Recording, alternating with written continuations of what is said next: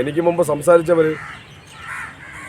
എന്തുകൊണ്ട് ഇടതുപക്ഷം വീണ്ടും അധികാരത്തിൽ വരണമെന്നുള്ളത് കൃത്യമായിട്ട് ഇവിടെ പറഞ്ഞു പോയി. അതിൻ്റെ രാഷ്ട്രീയ വശങ്ങൾ ഇപ്പോൾ എനിക്ക് തൊട്ട് മുമ്പ് സംസാരിച്ച വായുദ് മെമ്പർ സംസാരിച്ചു പോയി. തീർച്ചയായിട്ടും നമ്മുടെ വികസന പദ്ധതികളാണ് പഞ്ചായത്തിൽ നമ്മൾ നടത്തിക്കൊണ്ടിരിക്കുന്ന വികസന പദ്ധതികളാണ് കൂടുതലായിട്ട് സംസാരിച്ചത്. നമുക്കറിയാം ഈ പദ്ധതികളെന്ന് പറയുന്നത്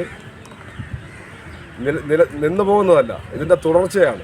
ഈ തുടർച്ച നമുക്ക് വേണമെങ്കിൽ ഇനിയും ഇടതുപക്ഷ മെമ്പർമാർ തന്നെ അധികാരത്തിൽ വരണം. നമുക്കറിയാം നിർണായകമായൊരു തെരഞ്ഞെടുപ്പാണ് ഇവിടെ വരുന്നത്.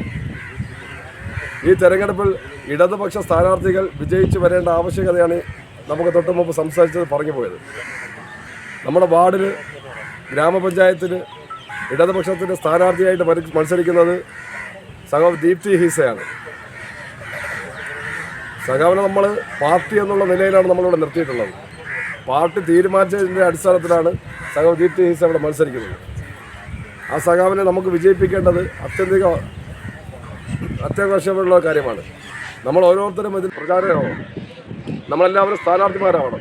അതുമായിട്ട് ബന്ധപ്പെട്ടുള്ള പ്രവർത്തനങ്ങൾ ഈ നിമിഷം മുതൽ മുഴുവൻ സഖാക്കളും അതുമായിട്ടുള്ള പ്രവർത്തനങ്ങളുടെ ഭാഗമായിട്ട് രംഗത്തിറങ്ങണമെന്നുള്ളതാണ് ഇതുമായിട്ട് ബന്ധപ്പെട്ട് പറയാനുള്ളത്. അതുപോലെ ബ്ലോക്ക് പഞ്ചായത്തിൽ മത്സരിക്കുന്ന എന്നെയും ജില്ലാ പഞ്ചായത്തിൽ മത്സരിക്കുന്ന സഖാവ് അഞ്ജുരംഗ സുരേന്ദ്രനെയും നമ്മുടെ മുഴുവൻ സഖാക്കളും ഇതുമായിട്ടുള്ള ബന്ധപ്പെട്ട് മുഴുവൻ സഖാക്കളും രംഗത്തിറങ്ങി മുഴുവൻ പേരും ഇതുമായിട്ടുള്ള പ്രവർത്തനങ്ങളിൽ ഏർപ്പെട്ട് ഈ 3 സ്ഥാനാർത്ഥികളെയും വമ്പിച്ച ഭൂരിപക്ഷത്തോടെ വിജയിപ്പിക്കണമെന്ന് അഭ്യർത്ഥിച്ചുകൊണ്ട് നിർത്തുകയാണ്.